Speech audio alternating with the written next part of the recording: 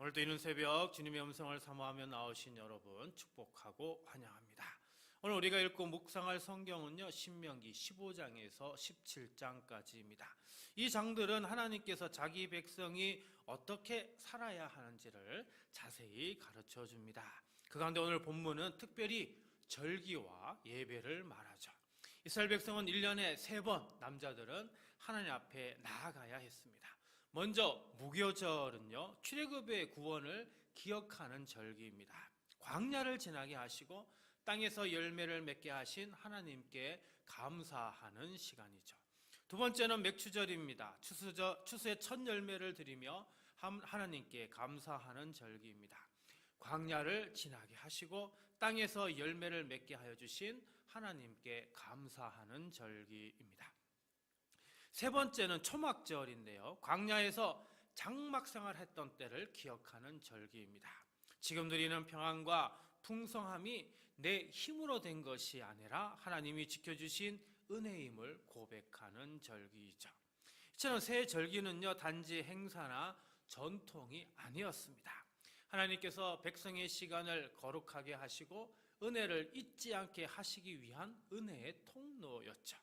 하나님께서 그때 이스라엘의 시간을 절기로 거룩하게 하셨다면 오늘 우리의 새벽 시간을 또한 말씀으로 거룩하게 하여 주실 줄 믿습니다. 우리 16절 말씀 볼까요? 너희 가운데 모든 남자는 1년에 3번 곧 무교절과 칠칠절과 초막절에 내 하나님 여호와께서 택하신 곳에서 여호와를 배웁되 빈손으로 여호와를 배웁지 말고. 자, 여기 보니까 빈손이라고 하는 단어 나옵니다. 여기 보니까 단순히 손에 아무것도 없다 이런 뜻이 아니고요, 비어있다, 공허하다, 내용이 없다 이런 뜻이 담겨져 있습니다. 그러니까 이 말씀은 단지 예물을 준비하라는 그 수준에 머물러 있는 단어가 아닙니다. 하나님은 우리의 손이 아니라 어떻게 해요? 우리의 마음까지 보신다는 것을 얘기하죠. 예배 자리에 나왔지만 마음이 비어있지는 않은지, 입술로는 찬양하지만 감사와 순정은 빠져있지 않은지 하나님께서 우리 중심을 물으시는 말씀입니다. 그래서 빈손으로 오지 말라는 말씀은 비싼 것을 가져오라는 말씀이 아닙니다. 은혜를 받은 자답게 진심으로 내 앞에 나오라, 이게 바로 하나님의 초청이죠. 여러분, 예배의 빈손은 어떤 것일까요? 첫 번째는 감사 없는 빈손입니다. 하나님이 지켜주신 하루를 당연하게 여기고 숨쉬는 생명과 가정과 교회와 일터를 당연하게 여기면 우리 마음은 어떻게 해요? 금방 메말라집니다. 감사는 예배의 문을 여는 첫 번째 열매입니다. 감사가 살아나면 예배도 살아나는 거죠. 두 번째는 뭐예요? 회개 없는 빈손입니다. 마음에 분노와 미움과 교만을 붙든 채 예배하면은요, 겉으로는 예배의 모양이 있는 것 같지만 중심은 어떻게 해요? 꽉 막혀 있습니다.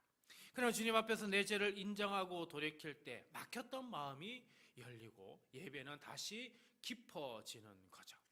세 번째는 순종 없는 빈손입니다. 말씀을 듣고도 삶으로 옮기지 않으면요, 예배는 그 순간의 감동으로만 끝나기 쉽습니다. 사랑하는 성도 여러분, 우리는 아무것도 없는 사람이 아니라 은혜를 받은 사람으로 하나님 앞에 서야 합니다. 주님, 제 예배가 습관만 남은 빈손의 예배가 되지 않게 하소서. 공허한 마음을 버리게 하시고 감사로 주님 앞에 서게 하소서. 숨겨둔 죄를 회개하게 하시고 들은 말씀을 오늘 삶에서 순종으로 옮기게 하소서. 오늘 또 우리를 빈손으로 두지 않으시고 은혜로 채워 예배하게 하시는 주님의 은혜가 우리 모든 성도들 가운데 충만하시기를 주님의 이름으로 축복합니다. 17절입니다. 각 사람이 내 하나님 여호와께서 주신 복을 따라 그 힘대로 드릴지니라. 자, 여기서 복의 핵심은 뭡니까? 하나님이 먼저 주셨다라는 겁니다. 그 다음에 어떻게 해요? 우리가 드리는 거죠. 이처럼 성경의 질서는 언제나 은혜가 먼저입니다. 우리가 드려서 복을 사는 게 아닙니다. 이미 받은 복을 기억하고 감사로 응답하는 거죠. 그래서 본문은 두 가지 잘못된 마음을 막아줍니다. 첫 번째는 뭘까요? 비교하는 마음을 막아줍니다. 저 사람은 많이 드리는데 나는 왜 이거밖에 못 드리나? 이런 마음이 들어오면 예배의 기쁨이 사라지고요, 마음이 무거워집니다. 하나님은 옆 사람의 분량으로 우리를 재단하지 않으십니다. 하나님은 네가 받은 은혜를 기억하느냐, 이걸 보고 계신 거죠. 두 번째는 뭡니까? 인색한 마음도 막아줍니다. 이 정도면 됐지라고 마음을 닫아버리면 감사의 문도 어떻게 해요? 함께 닫히는 겁니다. 감사가 닫히면 신앙은 금방 메말라 가죠. 하지만 작아도 기쁨으로 드리면 그 드림이 우리 영혼을 다시 살리는 겁니다. 사랑하는 성도 여러분, 복을 따라 드리라는 말씀은 이게 문제가 아니라 기준의 문제이고 우리 마음의 문제인 겁니다.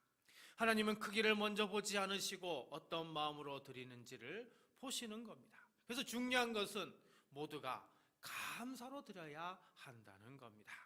오늘 우리에게도 드릴 것은 다양합니다. 물질만이 아닙니다. 시간을 드릴 수 있어야 됩니다. 관심을 드릴 수 있어야 됩니다. 위로의 말을 드릴 수 있어야 됩니다. 격려의 말을 드릴 수 있어야 합니다.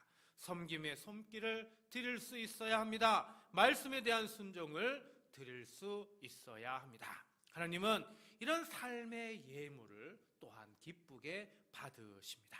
그리고 우리는 기억해야 됩니다. 복을 따라 드리는 사람은 손해보는 사람이 아니다라는 겁니다. 감사로 드리는 사람은 점점 가난해지는 사람이 아니라 영혼이 점점 풍성해지는 사람입니다. 왜냐하면 드림은 하나님을 부요하게 하는 행위가 아니라 내 마음을 하나님께 다시 연결하는 은혜의 통로이기 때문이죠. 주님, 제 삶에 먼저 주께서 주신 복을 세워보게 하시고 비교와 인색함을 버리고 기쁨으로 드리게 하소서.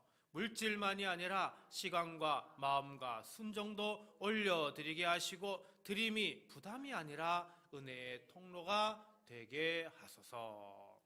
하나님께서 우리 모두에게 받은 복을 기억하는 눈과 기쁨으로 드리는 마음을 회복시켜 주시기를 간절히 소망합니다.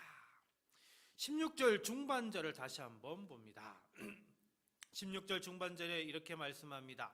내 하나님 여호와께서 택하신 곳에서 여호와를 배웁되. 자, 여기서 중요한 건 뭘까요? 예배자가 뭘 해야 된다고요? 하나님을 배워야 한다라는 겁니다. 절기를 지키는 것 자체가 목적이 아니고요, 그 절기를 통해서 어떻게 해요? 하나님 앞에 서는 것이 목적인 겁니다. 그러면 하나님을 뵙는다는 것은 어떤 의미일까요? 하나님을 내 방식으로 불러내는 게 아니라 하나님이 정하신 자리와 방식 앞에 내 자신을 세워드리는 것을 말하는 거죠. 사랑하는 성도 여러분, 예배는요, 내 감정을 달래는 그런 시간이 아닙니다. 예배는 내 소원을 어떻게든 관찰하기 위한 수단도 아닙니다. 예배는 먼저 하나님 앞에 내가 서는 시간인 거죠. 하나님은 완벽한 사람만을 찾으시는 게 아닙니다. 주님 앞에 정직하게 서는 사람을 만나길 원하십니다. 오늘 본문에 나오는 여호와께서 택하신 곳도 아주 중요한 표현이죠.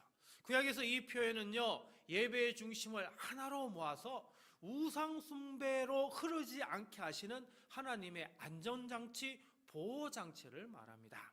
아무 데서나 아무 방식으로 예배하는 것이 아니라 어떻게 해요? 하나님이 정하신 자리와 방식으로 나오게 하시는 것입니다. 그리고 이 흐름이 신약에서 어떻게 이루어집니까? 요한복음 2장에서 예수님은 성전을 가리켜 자기 몸을 말씀하셨죠.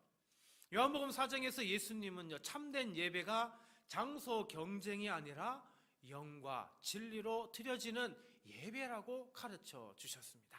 그러니까 구약의 택하신 곳은 결국 뭡니까? 예수 그리스도 안에서 완성되었다라는 겁니다. 예수님께서 하나님께로 나아가는 유일한 길이라는 겁니다. 그러므로 우리는 어떻게 해요? 예수님을 통해 누구를 만나야 됩니까? 하나님을 만나야 되고 하나님을 배워야 하는 겁니다. 사랑하는 성도 여러분, 여호와를 배우는 예배는 우리를 작게 만드는 게 아닙니다. 오히려 헛된 자랑을 꺾고 참된 존엄을 회복시키는 겁니다. 하나님 앞에 선 사람은 사람 앞에서 흔들리지 않습니다. 주님 앞에 무릎 꿇는 사람은 세상 앞에서 다시 일어설 힘을 얻는 거죠. 결국 예배의 중심은 절기가 아니라 하나님 한 분입니다. 그 하나님께 나아가는 유일한 길은 예수 그리스도의 길인 것이죠. 주님, 오늘 또 주님 앞에 보이는 예배자가 되게 하소서. 이제 예수 그리스도 안에서 담대히 아버지께 나아가게 하소서. 제 두려움과 죄책을 십자가 은혜로 씻어주시고 오늘 또 영과 진리로 예배하게 하소서. 예수 그리스도의 은혜로 하나님 앞에 담대히 나아가는 그 믿음이 우리 모든 성도님들 가운데 더욱 견고해지시기를 주님의 이름으로 간절히 축복합니다. 오늘 말씀을 생각하며 우리 함께 다음 세 가지를 놓고 기도하도록 하겠습니다. 주님, 새 절기의 은혜를 늘 기억하며 구원의 감격으로 오늘의 순종을 끝까지 지켜 살게 하소서. 주님, 받은 복을 따라 감사와 예배를 회복하여 가정과 교회의 사랑의 열매를 풍성히 드리게 하소서. 주님, 예수 그리스도 안에서 날마다 기쁨으로 주 앞에서는 예배자로 흔들림 없이 세워주소서. 여러분, 이 세 가지 기도 제목으로 우리 함께 기도하고요, 주기도문으로 마치도록 하겠습니다. 기도합니다. 사랑과 은혜가 풍성하신 하나님 아버지, 오늘 새벽에도 주의 백성들을 예배의 자리로 불러주시니 진심으로 감사를 드립니다. 바쁜 일상과 무거운 현실 속에서도 먼저 하나님을 찾게 하시고 말씀 앞에 마음을 열게 하신 은혜를 찬양합니다. 주님, 우리 성도들이 새 절기의 의미를 삶으로 기억하게 하여 주옵소서. 구원하신 은혜를 잊지 않게 하시고 감사의 제목이 사라진 자리마다 다시 찬양이 회복되게 하여 주옵소서. 형식만 남은 신앙이 아니라 마음과 진실을 드리는 신앙으로 새롭게 하여 주옵소서. 주님, 각 사람에게 허락하신 복을 돌아보게 하시고 비교와 낙심, 인색함과 원망을 끊어내게 하옵소서. 받은 은혜를 따라 기쁨으로 드리게 하시며 물질만이 아니라 시간과 섬김과 위로의 말과 순종의 발걸음으로 하나님께 응답하게 하옵소서. 우리 가정마다 감사의 고백이 끊어지지 않게 하시고 부모와 자녀가 함께 기도하는 집, 서로를 축복하는 집, 다투기보다 화해를 선택하는 집이 되게 하여 주옵소서. 연약한 성도에게는 새 힘을 주시고 병중에 있는 성도에게는 치유의 은혜를 주시고 시험 중에 있는 성도에게는 견딜 지혜와 담대함을 부어 주옵소서. 주님, 우리 등포 성도 교회 위에도 동일한 은혜를 더하여 주옵소서. 예배마다 그리스도의 임재를 깊이 경험하게 하시고 봉사하는 손길 아버지여 날마다 더 많아지게 하여 주시옵시고 다음 세대가 정말 우리 교회의 믿음의 유산으로 분명히 이어받게 하여 주시옵소서. 하나님, 우리 교회에 맡겨진 영혼들 말씀과 기도로 저희가 잘 섬기고 양육할 수 있게 하여 주옵소서. 우리의 작은 순종을 사용하셔서 지역을 살리고 낙심한 이웃을 일으키며 복음의 문이 열리게 하여 주옵소서. 하나님, 오늘 이 시간 기도회를 마치고 각자의 자리로 돌아갈 때 주님 앞에 선 사람답게 살게 하여 주옵소서. 말과 행동, 선택과 관계 속에서 예수 그리스도의 향기가 드러나게 하시고 넘어져도 다시 일어나는 믿음을 허락하여 주옵소서. 주께서 시작하신 선한 일을 끝까지 이루실 줄 믿습니다. 새벽을 깨워 기도한 우리 성도들의 눈물과 간구를 기억하시고 하늘의 평안과 보호와 공급으로 채워주시옵소서. 이 모든 말씀 우리 주 예수 그리스도의 이름으로 축복하며 간절히 기도하옵나이다. 아멘.